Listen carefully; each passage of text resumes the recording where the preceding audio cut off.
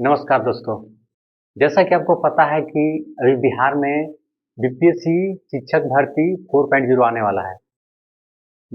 इसमें काफ़ी लोगों का इंटरेस्ट है। तो हम लोग आज शिक्षक भर्ती के बारे में जानेंगे, कैसे आप शिक्षक बनेंगे, क्या-क्या प्रोसेस है, कौन-कौन इसमें भाग ले सकते हैं, शिक्षक बनने की योग्यता क्या होता है, उसमें एज क्या होता है, क्राइटेरिया क्या होता है, क्वालिफ़िकेशन क्या होता है, उसके बारे में हम चर्चा करेंगे। तो सबसे पहले तो हम बताएँगे आपको कि शिक्षक कैसे बनें। शिक्षक जो बनने का पहली बात है कि लोगों को काफ़ी इंटरेस्ट है बिहार में,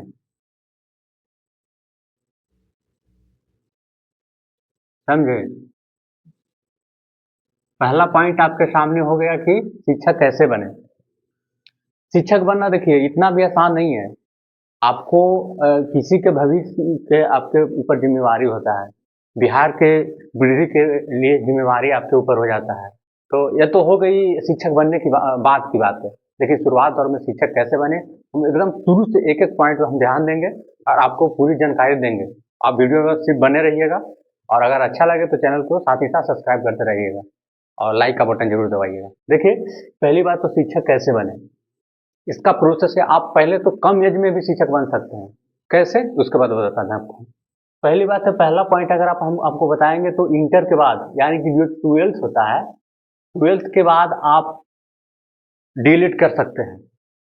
यानी कि जो अभी बिहार का जो अभी एग्ज़ाम होने वाला है 12th का, अभी एग्ज़ाम दीजिए। अभी हमारे सामने जो हमारा वीडियो जा रहा होगा, युवा साथी के पास पहुँच रहा होगा ये वीडियो, उनको मैं जानकारी दे दूँ और साथ ही साथ जो कॉम्पिटिशन का तैयारी कर रहे हैं, उनके लिए भी एक खास वीडियो होगा।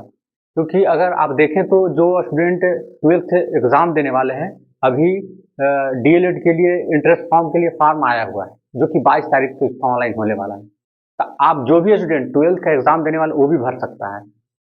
आप भरिए पेयरिंग में, उसके बाद आपका एंट्रेंस एग्ज़ाम होगा। तो यानी कि आपको एंट्रेंस एग्ज़ाम होने में 2 से 3 महीना लगेगा। तब तक आप पहले 12th का एग्ज़ाम दीजिए, जो 12th एग्ज़ाम देने वाले हैं उनके साथी के लिए। पहले आप 12th का एग्ज़ाम दीजिए, उसके बाद आपका जो एग्ज़ाम होगा इसका डीएलएड का, तो 2-3 माह के बाद होगा, तो आप इसका एग्ज़ाम तो दे चुके होंगे। तब तक आपको बीच में तैयारी करने का यानी कि स्टडी स्टडी करने का अध्ययन करने का आपको समय मिल जाएगा। 12th वाले स्टूडेंट के लिए बता रहा हूँ। आपको तैयारी करने का मिल जाएगा मौका। तो आप एक एस्पिरेंट होंगे, शुरुआती दौर होगा, कॉम्पिटिशन में खेलने का यंग बॉडी है, तो एंट्री का यहाँ से समझने का भी मौका आपको मिलेगा। सारे विषय को पढ़िएगा, जो डीएलएड में पूछता है एंट्रेंस एग्ज़ाम में। तो आप पहले 12th से पहले आप फॉर्म भरिएगा। उसके बाद आपका 12th का एग्ज़ाम हो जाएगा इधर, उसके बाद आपको मौका मिलेगा तो 12 एंट्रेंस एग्ज़ाम का तैयारी करिएगा, एंट्रेंस एग्ज़ाम होगा आपका। उसके बाद आपका एंट्रेंस एग्ज़ाम होने के बाद उसका लगभग एग्ज़ाम होने के बाद 2 मंथ, लगभग मानिए कि 2 मंथ आपका रिजल्ट आने में समय लगेगा। उसके बाद आपको अगर अच्छा हाई स्कोर आता है, तो आपको किसी सरकारी कॉलेज में आपका एडमिशन लेने का मौका मिलेगा। अगर बाय द वे अगर आप अच्छी तैयारी नहीं कर पाए हैं या आपका ज़्यादा नंबर नहीं आ पाया, तो आपको प्राइवेट कॉलेज में एडमिशन लेने का मौका मिलेगा। डीएलएड के लिए बात कर रहा हूँ। 12th पास स्टूडेंट के लिए, जो अभी 12th पास नहीं किए उनको भी बता रहा हूँ, महत्वपूर्ण जानकारी है। उसके बाद आप एंट्रेंस एग्ज़ाम दे दिए, एडमिशन हो गया। जो बच्चे का कम नंबर आया वो प्राइवेट स्कूल में एडमिशन लोग ले लिए, उसका काउंसलिंग होता है, आपको पता चल जाएगा। उन्होंने एडमिशन करा लिया। 2 साल का ये कोर्स होता है। आप 2 साल के लिए 2 साल के लिए आपका तैयारी 2 ईयर चलेगा। जो ड्यूरेशन है डीएलएड का उसका 2 साल है। उसके बाद आपका इस बीच में आप कॉलेज में क्लास भी करिएगा और कॉम्पिटिशन का तैयारी भी कर सकते हैं। इसी बीच आपका जो शिक्षक भर्ती है 4.0 वो छूट जाएगा आपका, आपके लिए नहीं है, जो पहले से स्टूडेंट है उसके लिए है। आप तो अभी स्टडी में हैं, नेक्स्ट वैकेंसी में आप एलिजिबल हो सकते हैं, क्योंकि जो सरकार का वैकेंसी आने में लगभग 1 से डेढ़ साल लगता ही है। अभी तो फास्ट आ रहा है, चुनावी माहौल है तो फास्ट आ रहा है। एक साल में 2-3 वैकेंसी आ चुका है टीचर का। जैसा कि आप लोग को भी पता होगा, काफ़ी बिहार में माहौल बना हुआ है शिक्षा का। आपको 2 साल लगेगा, इसमें आप तब तक आप तैयारी करें, आपको मौका अच्छा से मिल जाएगा। आप अपियरिंग में भी रहिएगा तो आपको फॉर्म भरने का मौका मिल जाता है, ठीक है? आप 2 साल में जैसे कि आप एंट्रेंस एग्ज़ाम दिए तो लगभग आपको 4-5 महीने के बाद जब आपका एडमिशन हो जाएगा, 4-5 मंथ के बाद आपका पहला एग्ज़ाम हो जाएगा लगभग। डीएलएड का बता रहा हूँ, आपका एग्ज़ाम हो जाएगा। फिर दूसरा ईयर बचेगा। तो दूसरे ईयर से पहले आपका तैयारी चल रहा होगा, फिर आप सीटेट जो आता है सेंट्रल लेवल का सीटेट, सीटेट के बारे में आपको चर्चा कर दूं। सीटीटी, सीटी इसमें फर्स्ट पेपर और सेकंड पेपर होता है। इसमें यह होता है, इसका क्राइटेरिया होता है, अगर फर्स्ट पेपर अगर आप देते हैं तो 1 to 5 के लिए एलिजिबल हो जाते हैं, सेकंड पेपर देते हैं तो 6 to 8 के लिए एलिजिबल हो जाते हैं सीटेट के लिए। सीटेट और डीएलएड रहिएगा तब, ठीक है। उसके बाद सीटेट में का प्रोसेस, उसका एग्जाम होता है, उसके बाद आपका होता है उसका क्राइटेरिया कितना कटअप जाएगा।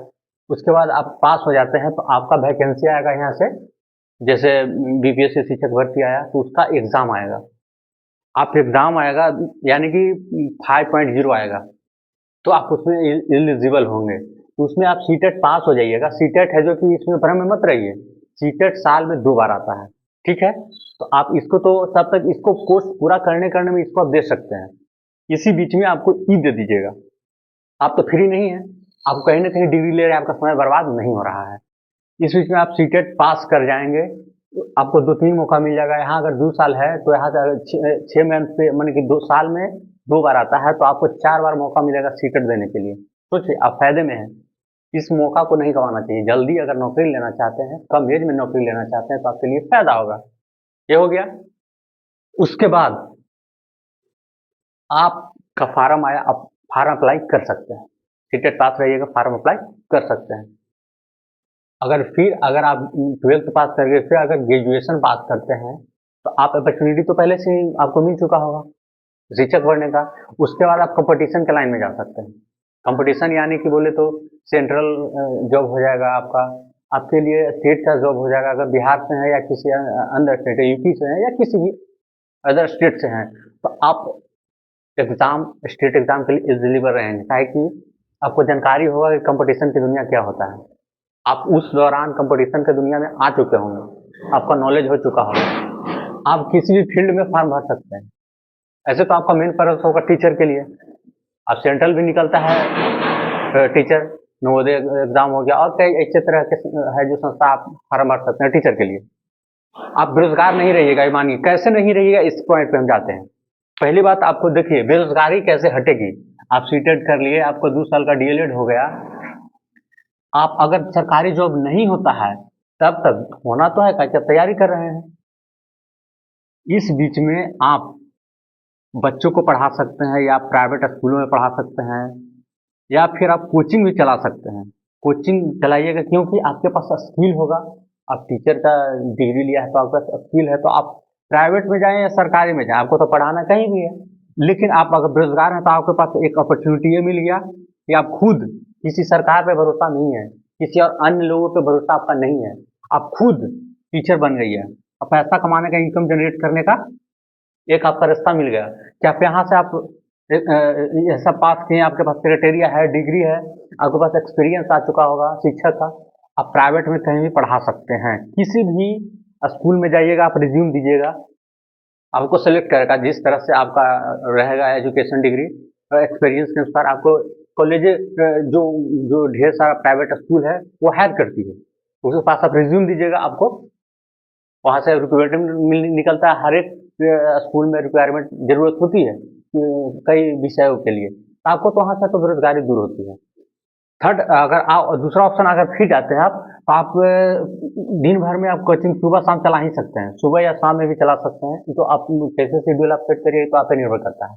वहाँ से आपका बेरोजगारी खत्म होता है, फिर दोबारा चांस मिला आपको, डबल डबल आपके पास अपॉर्चुनिटी है। तीसरा फायदा होगा कि आप पढ़ाइएगा, आप खुद पढ़िएगा, आप नॉलेज गेन करिएगा, जितना पढ़ाइएगा उतना नॉलेज गेन होता है।